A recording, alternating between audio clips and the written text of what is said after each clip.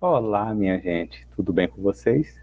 Eu sou o professor Danilo Fé, eu sou o professor de História de vocês e a gente se encontra para mais uma aula de História.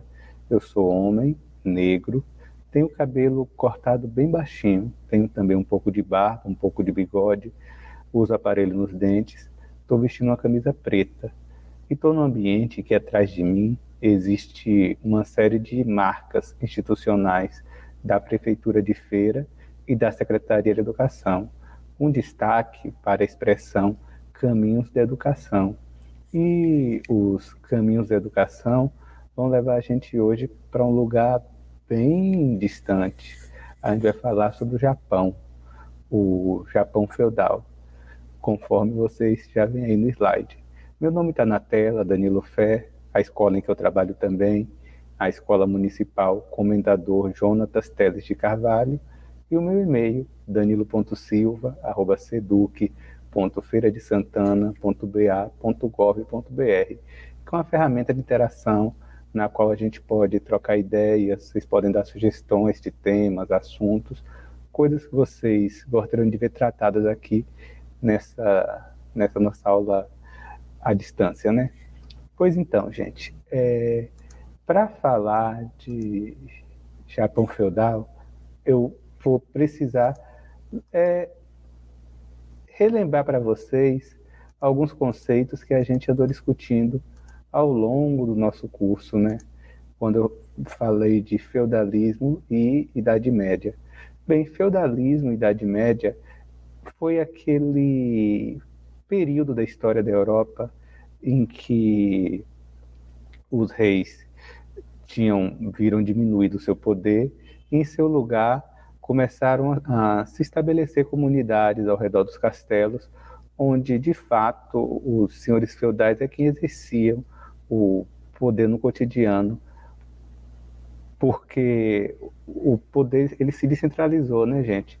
A gente fala de um período em que os deslocamentos eram mais difíceis, em que as pessoas se deslocavam pouco, em que o comércio praticamente não existia, em que toda a vida da pessoa era lá naquela vila e fora e a pessoa não se deslocava. Então, não adiantava nada você ter um rei sentado no trono, sendo o rei de toda a nação, quando na verdade a autoridade dele não chegava a todos os lugares. As autoridades locais é que tocavam e determinavam a vida das pessoas. É importante a gente ter essa noção, porque a gente vai falar hoje do Japão feudal. É, é, um, é, é, é um período da história do Japão que muitas estruturas são parecidas com essas estruturas que eu estou citando da Europa medieval. Por isso que a gente fala Japão feudal. Vocês vão entender principalmente essa questão do enfraquecimento de um poder central e o surgimento de vários outros poderes menores em paralelo. Tá certo? Bem, então, dando seguimento, o que é que a gente vai estudar hoje? Como é que a aula está estruturada? A gente vai falar sobre os shogunatos, e aí eu vou comentar também as coisas que sempre que eu dou essa aula na escola, meus alunos adoram, que é quando eu falo de ninjas e samurais. E vamos falar também dos contatos, que quando o Japão começa a ter contatos com a Europa. Então esse é o tema da nossa aula. Bem, tudo começa quando a gente vai ter um entendimento do que foi do que é o Japão, né? Tá aí o mapa. O Japão é um arquipélago, né? São várias ilhas que compõem o território japonês. E uma coisa essa é a bandeira do Japão atual, é uma bandeira muito conhecida, e eu acho bonita, né? Mas tem gente que fala que é a bandeira mais econômica que existe, né?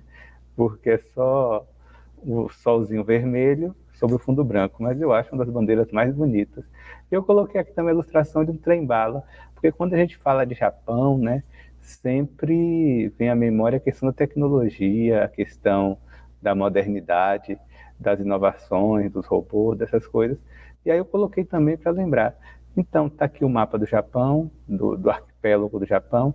Tem outras ilhazinhas menores, inclusive, e a bandeira do sol nascente e o trem-bala representando. Eu trouxe uma canção do Gilberto Gil que fala um pouco, dá uma visão sobre o Japão, que eu vou compartilhar com vocês. Acho que é uma boa maneira da gente introduzir nesse mundo novo, né?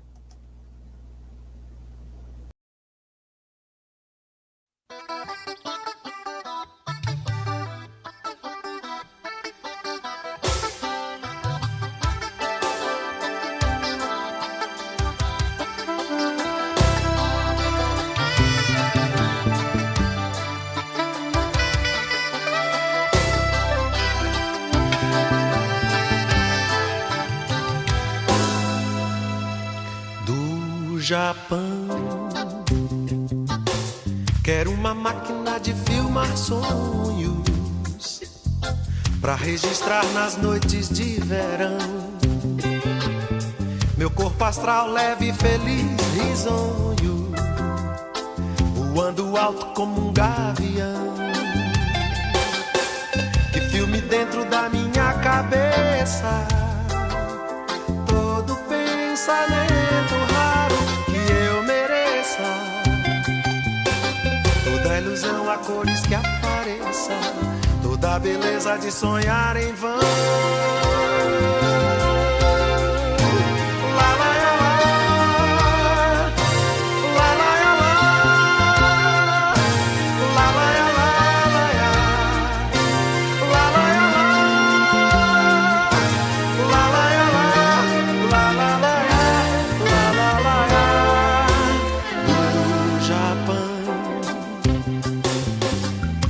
também um trem-bala de coco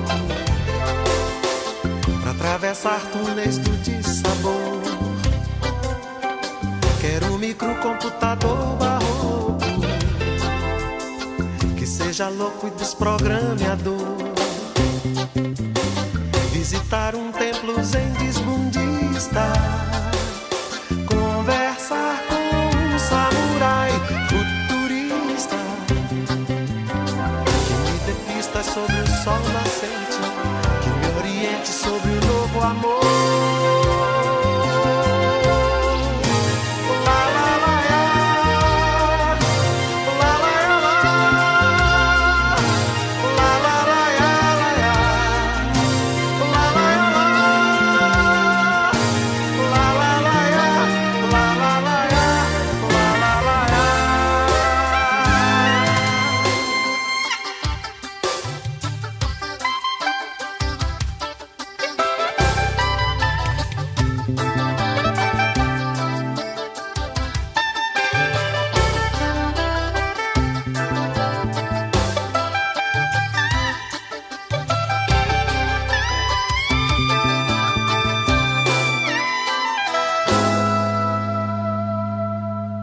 Japão,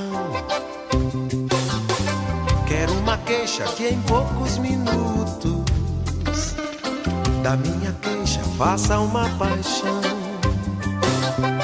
descubra novos sentimentos brutos e enfeitiçada tome um avião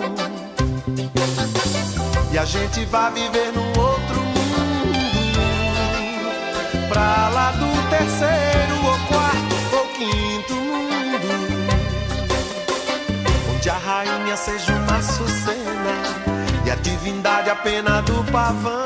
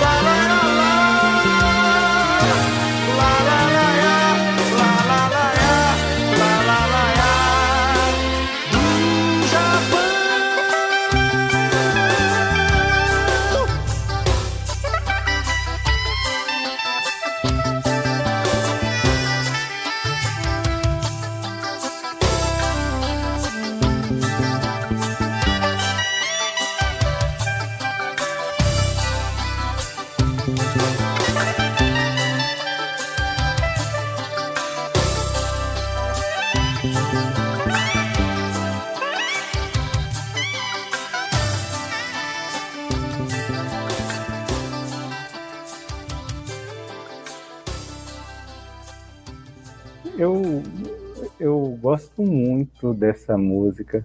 Eu acho que dá uma visão bacana sobre o Japão. Tem outra desse próprio Gilberto Gil, chamado de Oriente, que eu gosto muito também. Eu recomendo a vocês, que fala um pouco do Japão. Pois bem, então, onde é que começa essa história que eu estou querendo tratar com vocês hoje? Ela vai começar nos shogunatos. O que foram os shogunatos? Acontece o seguinte, pessoal. Lá entre os anos de 1185 depois de Cristo, forças militares foram se apresentando no Japão e a sociedade foi se estabelecendo muito mais a partir da força militar do que da força política. E as instituições militares começaram a tomar o lugar do que eram as instituições políticas. Nesse período, os imperadores eles começam a pouco, abrir mão de seu poder e ficar com uma figura meramente decorativa. E os líderes militares é quem de fato governavam. Eu até fico falando, brinco com meus alunos, dizendo que o imperador ficava no castelo lendo mangá e jogando Pokémon Go, enquanto de fato os shoguns, os líderes militares, eram as pessoas que estavam tocando o país. Pois bem, foram 3 shogunatos. E existem intervalos, gente, onde os imperadores brevemente ocupam os poderes, mas ocupam o poder de fato, mas vocês percebem que ao longo desses quase 700 anos, a maioria do tempo são os shoguns que estão no poder. O shogunato Kamakura, que ele vai de 1185 até 1333, o shogunato de Ashinaga, que vai de 1336 a 1573, e o shogunato de Tokugawa, que vai de 1853 até 1867. Vocês percebem que é um período longo da história, bem longo, em que o Japão foi governado de fato pelos shoguns. É importante destacar, gente, que esse não foi um período tranquilo da história do Japão. Muito pelo contrário, eram guerras a todo momento, as guerras eram cotidianas, sempre havia batalhas, sempre havia guerras, sempre tinha coisa em disputa. É um período muito complicado da história japonesa. Por quê? Porque é o que eu estou colocando. Os shoguns ficavam disputando para saber quem ia ocupar o poder, e aí as guerras eram permanentes. Não é um período bom da história do Japão. Bem, então é isso, você não tinha um controle central e você tinha clãs, famílias. Clãs são famílias, né? Brigando entre si para saber quem ia ocupar o poder. É um período de militarização. Bem, como se estabelecia isso? O shogun, ele era o responsável pelo território. Ele estabelecia abaixo de si uma relação de servidão com os chamados daimyos, que eram os personagens que, se a gente for fazer uma comparação com a história da Idade Média, seriam os senhores feudais. E o povo se relacionava com os daimyos. Havia uma hierarquia social muito bem estabelecida. No topo, o shogun, abaixo dele, os daimyos, que eram os senhores de terra, e abaixo deles o povo, a gente comum. Bem, ainda que existissem também uma série de funcionários públicos, uma série de cargos públicos que ajudavam os daimyos a governar o Japão. E como é que funcionava isso? funcionava na forma de uma relação de fidelidade que você tinha. Tinha muita semelhança nesse aspecto com a Idade Média, mas também tinha diferenças. A semelhança é que você tinha essa lealdade, né? Só que na Idade Média Europeia havia toda uma legalidade, leis que estabeleciam como funcionavam essa relação de senhor e servo, e no Japão não, a coisa era mais frouxa, porque muitas vezes gerava confusão. Quem é que eram os principais elementos do exercício do poder dos daimyos?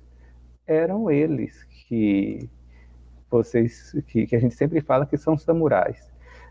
Antes de falar dos samurais, eu preciso falar também que no século XIII acontece um evento muito importante na história do Japão, durante a dinastia de Ashinaga, que são as invasões dos mongóis. Os mongóis eram um dos povos mais poderosos daquele tempo, e eles tentam invadir o Japão. E é um processo bem sangrento e que ganha importância pelas batalhas navais que aconteciam. São duas invasões dos mongóis, e as batalhas navais foram históricas, assim, algumas das maiores da Idade Média aconteceram nas tentativas dos mongóis de tomar o Japão. Inclusive, o que leva ao enfraquecimento do shogunato dos Ashinaga é o desgaste de lidar essas guerras contra os mongóis. Mas o poder, né, era exercido principalmente na forma dos samurais. Os samurais, eles eram ligados aos daimyos. Eles tinham um pacto que lhes fazia ser leais aos daimyos. E eles exerciam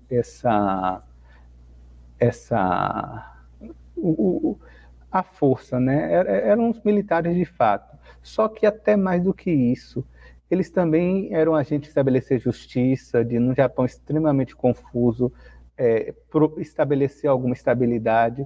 E eles tinham um código de ética extremamente rígido, um código de honra e fidelidade, no qual, se um samurai falhasse diante do seu daimyo, ele era obrigado a praticar o seppuku, que era uma espécie de suicídio ritual. Um samurai ele tinha que ser bravo e fiel. E o código de honra dele destacava justiça, compaixão, honestidade, honra e lealdade como elementos centrais da sua existência. Só que, à medida que as guerras no Japão vão se intensificando, à medida que vai ficando caótica a sociedade japonesa, aparecem também outros elementos que são muito importantes nessa militarização do Japão. Esses elementos são os ninjas, né? Quem são os ninjas? São aqueles personagens que vão fazer o trabalho sujo, né, digamos assim, que muitas vezes um samurai era impedido de fazer pelo seu código de honra, tipo atacar por trás, tipo fazer infiltração, espionagem, agir nas sombras. E eles também passam a ser um elemento auxiliar aos samurais que os daimyos usavam nas suas infinitas guerras. Outro elemento importante é o contato com o Ocidente, que vai acontecer lá no shogunato de Tokugawa, quando o Japão começa a estabelecer relações com os países da Europa. E sempre foi um período tenso, tem momento que o Japão é acolhedor, tem momento que o Japão expulsa, mas esse elemento é central porque os impactos desse contato com a cultura do Japão ainda hoje estão acontecendo e estão transformando o Japão, mas o Japão também preserva muito de suas tradições. Essa tensão é uma coisa interessante de se observar. Bem, e onde é que você pode aprender mais sobre o Japão feudal? Tem o YouTube, né? Esse vídeo aqui que eu estou indicando, Os Samurais Mais Famosos da História do Japão, é um vídeo muito bacana. Ele fala de alguns de samurais importantes que marcaram, porque o personagem do samurai ele é muito marcante na história do Japão e na cultura japonesa. Os japoneses até hoje falam dos samurais e é muito, alguns marcaram história mesmo. E esse vídeo mostra alguns dos samurais mais famosos da história do Japão. Bem, outro vídeo que eu gosto muito é esse aqui, de Musashi, que é o maior samurai da história do Japão. Esse vídeo é dedicado só a ele, no Nerdologia. Musashi, o maior samurai, vocês vão ver. Agora, a melhor indicação que eu tenho a fazer a vocês é, quem tiver oportunidade, esse joguinho aí, Age of War. Eu tenho ele, eu sempre jogo com os meus alunos e eles adoram. Basicamente, o jogo narra shoguns disputando castelos. E você joga os dados e tenta conquistar as cartas que representam castelos. É uma maneira bacana de estudar a história do Japão, ao mesmo tempo que você se diverte. Gosto muito. Quem tiver a oportunidade, eu recomendo esse jogo. Bem, e esse filme aqui, O Último Samurai, de vez em quando ele passa na televisão. Ele é bacana também e mostra um pouquinho do contato do Japão com o Ocidente, muito embora ele tenha um quê muito fictício também, como filme que é, né?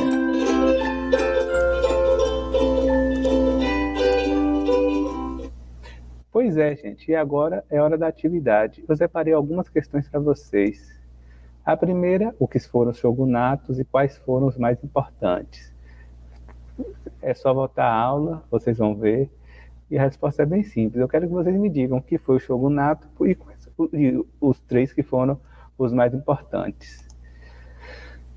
Fale um pouco sobre os samurais e o seu papel no Japão feudal. Quem quiser, vale a pena até fazer e tiver oportunidade, vale a pena até fazer uma pesquisa sobre isso, porque o tema é muito interessante. Assistindo os vídeos que eu indiquei, vocês vão ter uma noção bem bacana sobre isso. Relacione o Japão feudal e Europa medieval. Início da aula eu falei disso e só estabelecer o que tem de haver as semelhanças e as diferenças. Bem, o que a gente estudou hoje? O Japão medieval. Eu falei dos shogunatos, né, que é esse período em que as forças militares acabam se destacando e tendo mais destaque do que o próprio imperador do Japão. Falamos sobre ninjas e samurais sobre os contatos do Japão com a Europa. É isso, minha gente. Eu me despeço por aqui, deixando meu muito obrigado. Meu e-mail está na tela, danilo.silva@ceduc.feiradesantana.ba.gov.br. Qualquer questão, vocês podem falar comigo, estou à disposição. E é isso. Um abraço e tchau.